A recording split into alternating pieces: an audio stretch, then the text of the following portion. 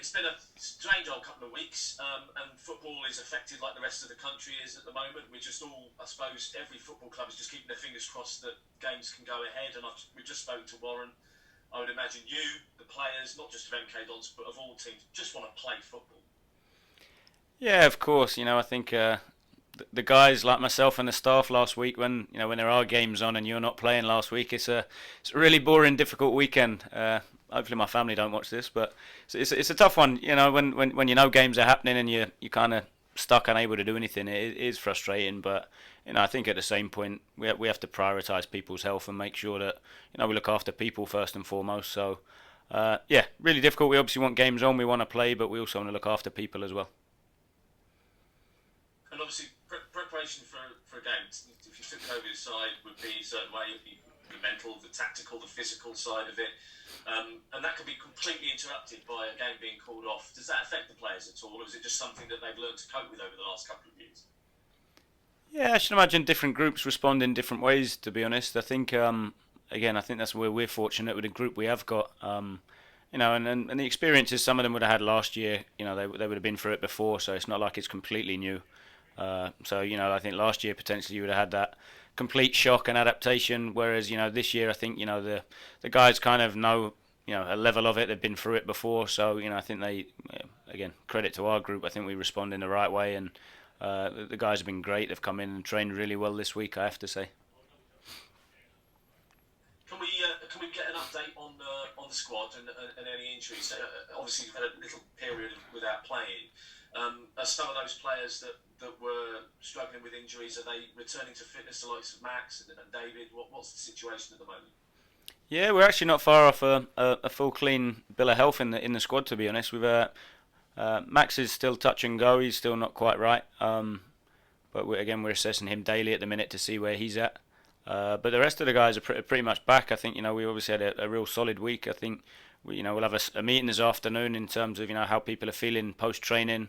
Look at the data, see where people are at from that perspective, and obviously again make sure such a heavy, intense period coming up that we're able to put out a team that can perform.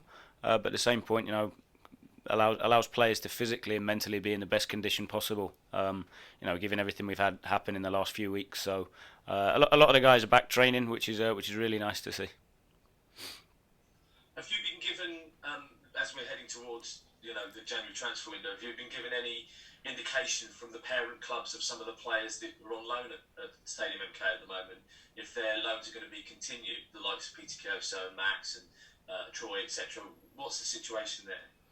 No, to be honest, I think we've had dialogue constantly from when they first join us. We send out monthly reports and we're in constant communication. But in terms of decisions, nothing's been finalised yet. As it stands, they're with us, and that's how we'll work until we're told any different. So for me, it's concentrating on the game at the weekend.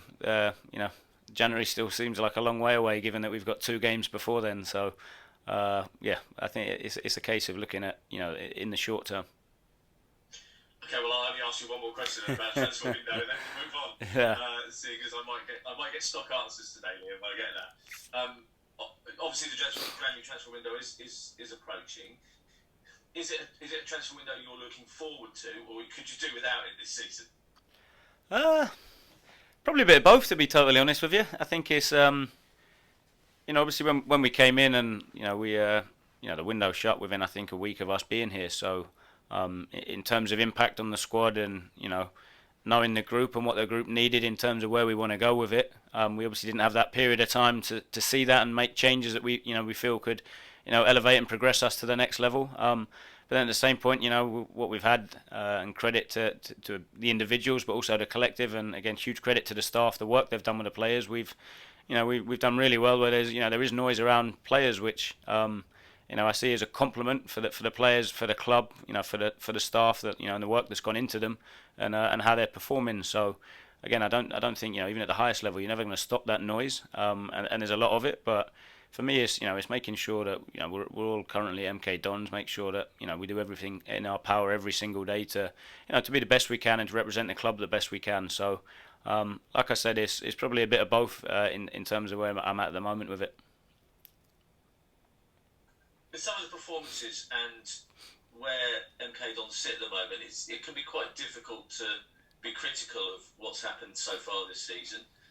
But the question mark often comes up from fans and people talking about the Dons, and the question is, can MK Dons win ugly? So can MK Dons win ugly?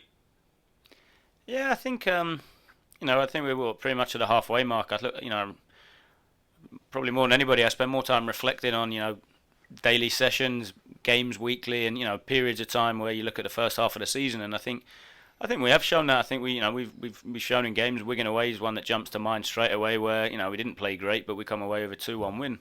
I think there's been other games as well where we've maybe not been at our best. I think or we've had periods where we've Cambridge at home. For example, first half terrific, second half not quite where we wanted to be. So, but what we did do is manage the game, manage certain situations, and I think that's after some of the games and some of the results we've had, I think that's probably the biggest frustration from the players when I see it in that they know what they're capable of, and I know they know their ceiling is high. The level of potential the group has is high. It's now a case of how do we make sure that not for 45 for 60 minutes or for one or two games out of 3 or 4 is how do we week in week out make sure that we perform to the highest level we're capable of and what we know we're capable of. And again, I think the guys know that as well, which is probably the most powerful thing for me. I have huge belief in this group in terms of what they're capable of, delivering on a match day, and then delivering from a result perspective. And I think I think we've shown across the first half of the season that we are difficult to beat. I think we might not have picked up the points that we'd have hoped or we'd wanted to, but I think back that there's not too many games where I go they're much better than us. And I think that I can't give the group probably a bigger compliment than that in terms of. It's arguably Rotherham. I think we deserve to lose to Rotherham, but the rest of the games that we've either lost or drawn, I'm coming away going, yeah, they're either we're better than them or there's nothing in it whatsoever. And that's the big positive for me. The group have to take into the second half of the season that, Sheffield Wednesday, Plymouth, Oxford, all the games where maybe we've not picked up the points we wanted to. Yeah, we've come away from the game frustrated. I think just because we're actually going, yeah, we're better if not equal to these guys today. That's not a bad frustration to have in many respects, is it? I mean, if you're scratching your head working out how your side can get past these teams, because of ability, that's more of an issue, isn't it? Yeah, definitely. And again, that's why I know the guys at times have been frustrated this year just because they know what they're capable of. And I think that we have to look in terms of, and I said before, I don't want to talk about age of players or experience of the group, but I think that's what you get when you become sort of game hardened and more experienced. We have got quite a young group that are having new experiences. There weren't fans in stadiums last year, so bringing that in, bringing momentum, form with fans plays a part rather than it just being like a training game. So there's so many new experiences with a group, as a group of staff, as a group of players that we've had this season that I think are only going to set us up to improve in the long term. And I think that's what we have to do. We have to draw on the experiences we had in the first half of the season to learn from them and to be when we're in them positions and them situations again in the future that we can call back on how we felt in that experience and what would we do differently again in the future to change a performance or change a result or get something out of the game which maybe we didn't do in the first half of the season. So like I said, I've been hugely proud of the group for the first half of the season, what we've done, the challenge and what we've got in the group of staff and players that are hungry, ambitious, want to perform, want to deliver to the best level they can, and that's our challenge second half of the season. And that starts on on Boxing Day away at Lincoln. How do we hit the level that we know we're capable of? We've just had a chat with Warren O'Bora, and what strikes me about Warren is he kind of in some ways mirrors you as a head coach. He always seems very measured, very calm, and this season he's carved out a place where if you don't see Warren's name on the team sheet, you'd be surprised because he's so consistent. He does his job very consistently, and he seems to gel with whoever he's placed alongside in that defensive three as well. He's had a really good season so far, hasn't he? Yeah, I've been delighted with Warren. To be fair, I think you forget sometimes how young he is. In terms of the experience, the number of games he's played, and where he's at. He's what I love about him is in terms of his character. Day in, day out, he's consistent in works to his maximum every day, competes to his maximum, and he's got some really good fundamentals and habits because of that. And I think that it's only a really good thing for for the club and for the culture that we have here, that we've got someone like him that does drive it day in day out. So he's been really consistent. Been really pleased with him. That as with all of them, we want to make him the best version that he can be, and that's what's nice about someone that even like who's done quite well, is still wanting to learn, still wanting to improve, still wanting to get better. And that again is refreshing to have. So he's been really good this first half of the season. Again, me and the staff will challenge him to hit that level again second half of the season, and if not, go up a notch or two. Lincoln away then on Boxing Day, an away fixture, not ideal on Boxing Day. You probably want to be at home, but if you are going to play, you want to play somewhere with a decent atmosphere. Whenever I've been there, watching MK Dons, the home fans are very vociferous, and should be a decent atmosphere on Boxing Day. Yeah, definitely, especially with us being off obviously last weekend as well. I think players, staff, fans will be chomping to get at it. And just I think culturally, and the history of Boxing Day in England in terms of the football, it being such a key date in the calendar. I think people obviously do what they do on Christmas Day, but are actually wanting to get out on Boxing Day. So I think it'll be a really tough game. It's a difficult place to go, like you said. They'll generate a decent atmosphere there. And again, it's another one where we have to draw on our experiences and focus on us again, focus on what we can control, and try and block out some of the noise and deliver our game plan and execute our game plan the best we can. Thanks, Liam. Appreciate it. Top man, thank you. With regards to COVID in the squad, then how is everybody doing? I mean, it's obviously quite a scary time, not just physically, but I suppose emotionally and mentally for players who have either had to isolate or have had the virus.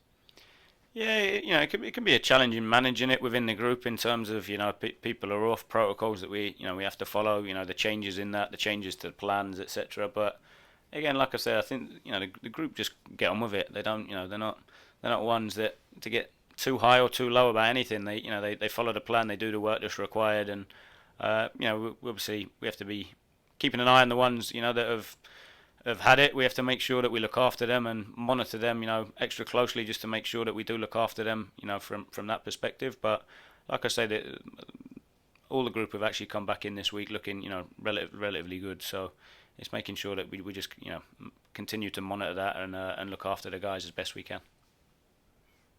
We saw a stat come out last week about 75% of players in the EFL have either been jabbed or one or two or looking towards getting it, but 25% of the players said they don't intend on getting it. Is that something you can force upon players? Can you tell them, you say, we want you to get it, or is it entirely left down to their decision from an MK Dons perspective? Yeah, I think you have to take, to a certain extent, the football element out of it. Obviously, we'd advise and recommend that people, went ahead and did it, for their health from that perspective. But I'd never be one to sit here and say you have to do anything. I don't think that for me is right in, stepping away from football from a life perspective, that, you force something like that on somebody. So we've been quite strong here in terms of recommending and advising people do get it, for their health first and foremost, and for them and their loved ones. But like I say, I'd never force somebody to do it. Of course, Christmas is a difficult period of time for a lot of people, particularly those in the hospital at the moment. And you guys obviously donated a lot of presents. It's important that the club has that link with the community, and particularly with people who are stuck in hospital over Christmas, isn't it? No, definitely. And again, I think we try to remind the group how fortunate we are, in terms of the position we're in, the industry we work in, the things we have, and we're very fortunate. I'm fully aware of that. So I think that this time of the year it is really important, and not just now. I think throughout the year to firstly, like I said before, be a decent person, but it's nice to be able to give back to people that are in less fortunate positions than ourselves. So I think it's. In the future, with maybe less COVID, it'd be nice to be able to get out and do more things where we can support and help the community of MK Dons, of Milton Keynes, sorry. And what are you hoping for 2022 then? Obviously, it's going to be a year that's going to start under fairly questionable conditions. I mean, we don't know what's going to happen from day to day at the moment. But what are you hoping for 2022? I think the biggest thing, and touches on what I spoke to Luke a little bit about in terms of. I'd like to see the group just progress in terms of hitting their level of performance more frequently and for longer periods. I think that like I said, I think with such an exciting group of young players like we've got, I think that's the exciting bit. They can only get better from the experiences we had. As long as as a group of staff we're feeding them the right information and we're working with them, and harnessing the right culture where they're hungry to improve. I think that's the bit for me that I'm really excited by in terms of what can this group achieve second half of the season. And that'll be on us and the staff to keep driving them, keep challenging them, keep picking them up when it doesn't quite go right, but when it does, also keeping them fairly grounded. So I think that's the exciting bit. Can we really shift some of that potential into consistent performances? And just finally, obviously, the Christmas period is something that everybody looks forward to, particularly in football. I suppose you being in football most of your life, you probably haven't had what we think of a normal Christmas away from the game, but it's one of the best times of year, isn't it? Certainly from the footballing calendar. Yeah, I have to say, last year in Belgium they have the winter break in Europe, so I was yeah, I was actually off for a couple of weeks, which my wife was delighted about. This year, obviously not so, but yeah, it's one of the things I have to say. I actually miss being abroad. That it's a period where a large number of people are off work, and obviously giving gifts, tickets, are part of that, and I think you really see it. I think that togetherness, that the atmosphere. I think over the Christmas period. I think it brings an extra special bit to games. So I'm really looking forward to it. I think what without being too negative, I think what we have to do though is not get carried away with all of that and actually focus on it's another game, it's another 90-95 minutes that we're going to have to go through where we know we're going to have to be our our highest level at our best to make sure that we get something from the game.